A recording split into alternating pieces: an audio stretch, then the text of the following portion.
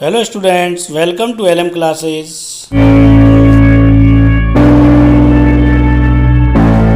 Hello students, मैं हूं LM Agarwal और आज हम स्टार्ट कर रहे हैं मैथमेटिक्स का 12th क्लास का चैप्टर 4 डिटर्मिनेंट्स।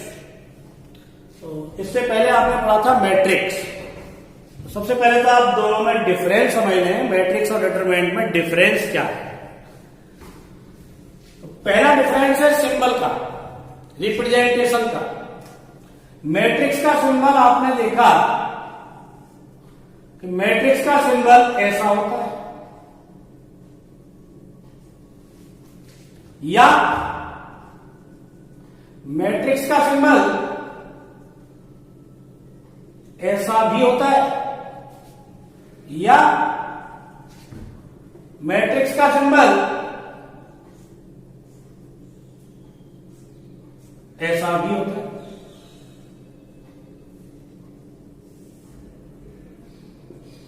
ये तीनों तरह से, तीनों में से कोई सा सिंबल आ रहा हो, ये तीनों सिंबल कहते हैं मैट्रिक्स। यानी अगर इस तरह लिखा है 2 3 4 5, इट इज अ मैट्रिक्स। या ऐसे लिखा हो 2 3 4 5, इट इज अ मैट्रिक्स। या फिर ऐसे लिखा हो 2 3 4 5, इट इज अ मैट्रिक्स। तीनों सिंबल मैट्रिक्स के हैं, तीनों का एक ही मतलब है। अगर बोर्ड एग्जाम में ऐसा सिंबल बना आता है तो आप उसको ऐसा बना सकते हो, दोनों में कोई डिफरेंस नहीं है, दोनों का एक ही मतलब होता है मैट्रिक्स। और वही इसका होता है मैट्रिक्स। तीन सिंबल है मैट्रिक्स। डिटर्मिनेंट का केवल एक ही सिंबल होता है, इस तरह। अब बात करते हैं ऑर्डर की। मैट्रिक्स किसी भी ऑर्डर का हो सकता है, 2x3, 3x4, 3x3, 2x2, any order. लेकिन जो डिटर्मिनेंट होगा वो हमेशा स्क्वायर फॉर्म में होगा। 3 रो होंगी तो 3 कॉलम, 2 रो 2 कॉलम, जितनी रो होंगी उतने ही उसमें कॉलम होंगे। यानी डिटर्मिनेंट हमेशा स्क्वायर में होगा।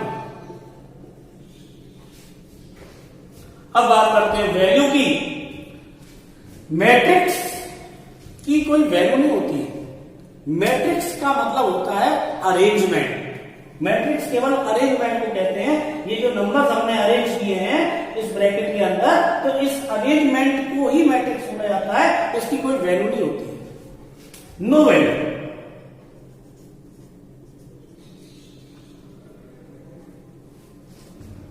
और डिटर्मिनेंट की वैल्यू हम फाइंड कर सकते हैं। ये वैल्यूएबल है, इवैल्यूएबल, और ये है not evaluable. Only arrangement, it is only arrangement और इट इज इवैल्यूएबल। क्लियर? अब डिटर्मिनेंट की वैल्यू किस तरह से फाइंड करते हैं वो मैं आपको समझाऊंगा। To find value of a 2x2 determinant, 3 4 2 7, 2x2 order का डिटर्मिनेंट है और हमें इसकी वैल्यू बतानी है। तो 2x2 ऑर्डर के डिटर्मिनेंट की वैल्यू बताने के लिए क्रॉस मल्टीप्लाई करना होगा सिर्फ। और क्रॉस मल्टीप्लाई कैसे करते हैं? पहले मल्टीप्लाई इस तरह से करना है, यू, और फिर लगाना है माइनस, और फिर करना है ऐसे। तो ऐसे मल्टीप्लाई कीजिए पहले। 7 3 जा 21 माइनस, और 2 4 जा 8, ये हो गया 30 आंसर। क्लियर? तो 2x2 ऑर्डर के डिटरमिनेंट की वैल्यू निकालने के लिए सिंपली आपको क्रॉस मल्टीप्लाई करना है। बस ये ध्यान रखना है, मल्टीप्लाई इस सिस्टम से करेंगे, पहले ऐसे, फिर माइनस, फिर ऐसे। ओके? अब मैं आपको बताऊंगा 3x3 ऑर्डर का। ये 3x3 ऑर्डर का एक डिटर्मिनेंट है। अब हमें इसकी वैल्यू बतानी है। तो 3x3 डिटर्मिनेंट की वैल्यू किसी भी एक रो या किसी भी एक कॉलम के रेस्पेक्ट हम फाइंड करते हैं। उसके लिए आपको साइन स्कीम आपको ध्यान रखनी है, अल्टरनेटिंग ऑर्डर वाली साइन स्कीम। ये साइन स्कीम आप ध्यान रखें, plus minus plus minus plus minus plus minus plus, alternating order की साइन स्कीम। अब हमने यहां लिखा एक्सपेंडिंग एलोंग R1, R1 के एलोंग एक्सपेंड कर रहे हैं हम इसे, यानी इसकी वैल्यू निकाल रहे हैं R1 के एलोंग। तो आप देखें R1 में सबसे पहला एलिमेंट कौन है, 9, और 9 यहां प्लस का है। इसका साइन और इसका साइन मिक्स होकर के आना है, प्लस का 9 है और यहां भी क्या है, प्लस है, तो यानी 9 प्लस का 9 यहां लिख लेंगे और ब्रैकेट लगा लेंगे। अब ये जो 9 है जिस रो और जिस कॉलम में आ रहा है उसको छुपा लो। ये 9 आ रहा है पहली रो में और पहले कॉलम में, तो इन दोनों को छुपा लेंगे। तो अब ये 4 नंबर बचे हैं, इन चारों नंबरों का क्रॉस मल्टीप्लाई हमें करना है इसी तरीके से जैसे कि 2x2 ऑर्डर में किया था। 3 का इंटू करेंगे 5 से 50, अब लगाएंगे माइनस, 0 का इंटू 2 से 0।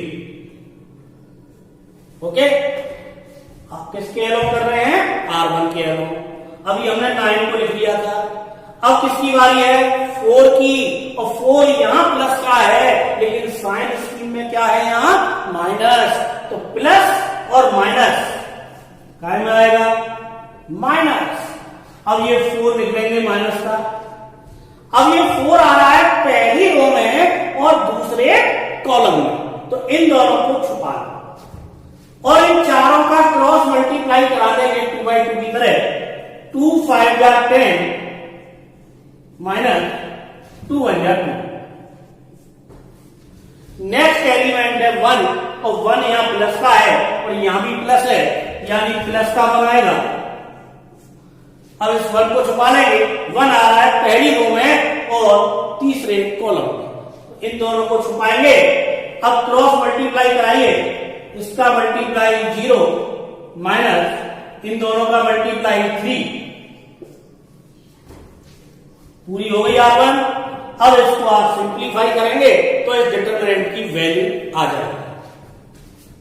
59 या 135 माइनस 4 इंटू 10 माइनस 2 हुआ 8, और 8 4 जा 32, और 1 इंटू माइनस 3 तो 135 माइनस 32 और 3 हो गया 35, 100 क्लियर। तो 3x3 ऑर्डर के डिटरमिनेंट की वैल्यू हम किसी भी एक रो या किसी भी एक कॉलम के रेस्पेक्ट एक्सपेंड कर सकते हैं इसको, लेकिन हमें साइन स्कीम ध्यान रखनी होगी। मैंने इसकी वैल्यू R1 के एलोंग निकाली तो कितनी आई, 100। अगर मैं R2 के एलोंग निकालूंगा तब भी वैल्यू 100 ही आएगी। किसी भी रो के एलोंग निकाल लो, वैल्यू का कोई इफेक्ट नहीं पड़ेगा, या किसी भी कॉलम के एलोंग आप वैल्यू निकाल लें तो उससे वैल्यू का कोई इफेक्ट नहीं पड़ेगा। अगर वो डिटरमिनेंट की वैल्यू पूछ रहा है तो ये आपकी मर्जी है, आप किसी भी रो या किसी भी कॉलम के रेस्पेक्ट इसकी वैल्यू आप फाइंड कर सकते हैं। चलिए मैं कॉलम के एलोंग और करके आपको दिखा देता हूं। चलिए हम C2 के एलोंग करते हैं।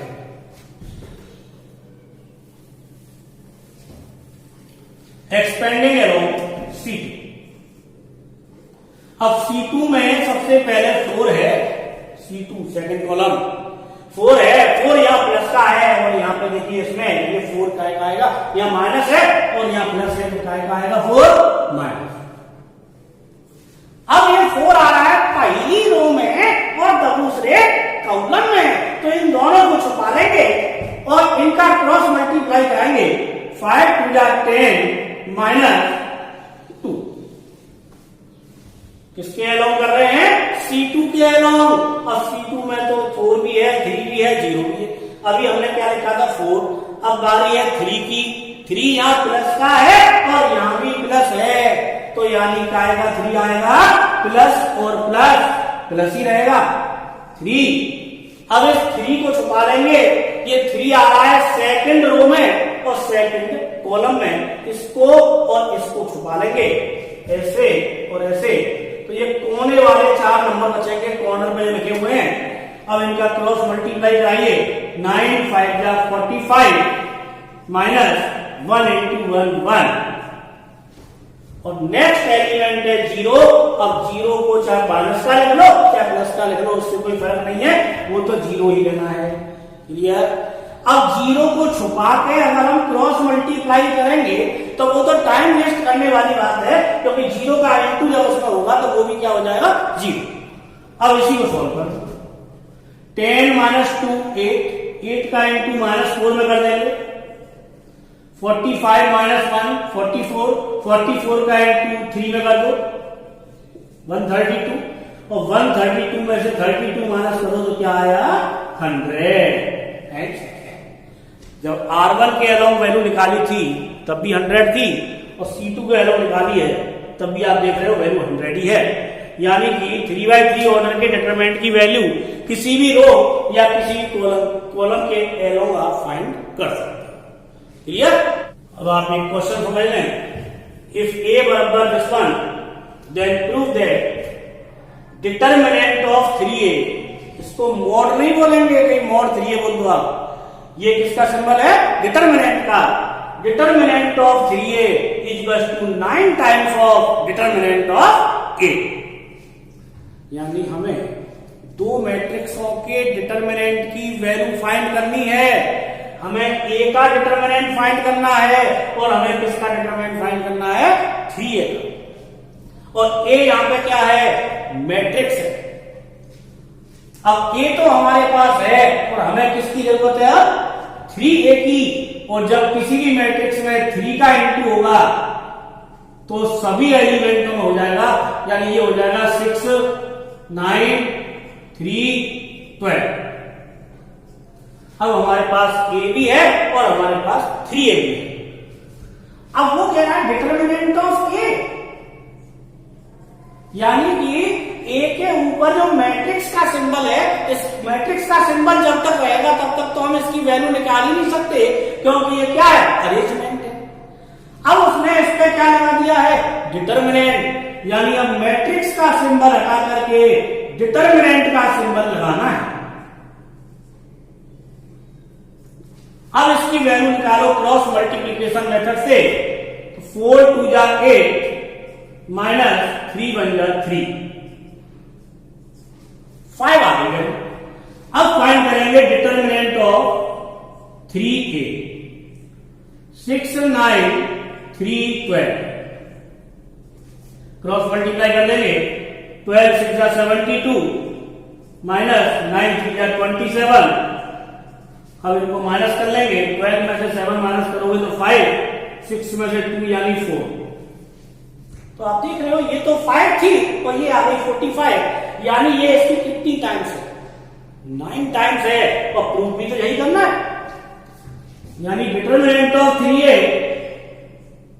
में अगर डिवाइड कर दें हम डिटरमिनेंट ऑफ A का, तो डिटरमिनेंट ऑफ 3A की वैल्यू है 45 और डिटरमिनेंट ऑफ A की वैल्यू 5 है।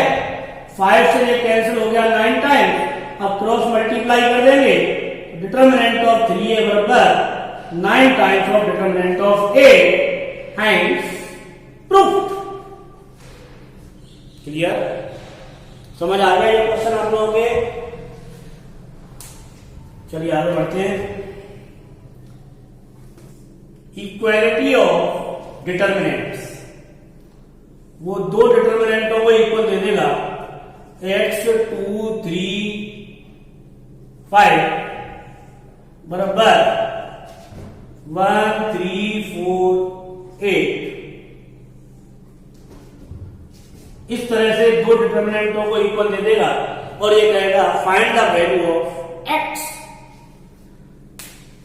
अगर दो डिटरमिनेंट इक्वल हैं तो इसका मतलब होता है कि इन दोनों डिटरमिनेंटों की वैल्यू इक्वल है। मैट्रिक्स कब इक्वल होंगे? जब उनके करेस्पॉन्डिंग एलिमेंट भी इक्वल हो, और डिटरमिनेंट इक्वल कब होंगे? जब उनकी वैल्यू इक्वल है। अगर दो डिटरमिनेंट इक्वल हैं तो हम इनको कंपेयर नहीं कर सकते, ऐसे नहीं कर सकते कि x की वैल्यू 1 हो गई, गलत। ऐसे तो फिर देखो यहाँ 2 आ रहा है, यहाँ 3 आ रहा है। करस्पॉन्डिंग एलिमेंट जरूरी नहीं है कि इक्वल हो, दो डिटरमिनेंट अगर इक्वल है तो इसका मतलब क्या है कि इन दोनों की वैल्यू इक्वल है। तो इसकी वैल्यू निकालेंगे क्रॉस मल्टीप्लिकेशन मेथड से। 5x ऐसे मल्टीप्लाई करेंगे, फिर माइनस, फिर ऐसे मल्टीप्लाई 6, 8 1 जा 8 माइनस 4 3 जा 12, 8 में से 12 माइनस कर दो, -4 और 6 उधर जाके हो जाएगा प्लस का 5x बराबर 2, x बराबर 2/5 आंसर। ओके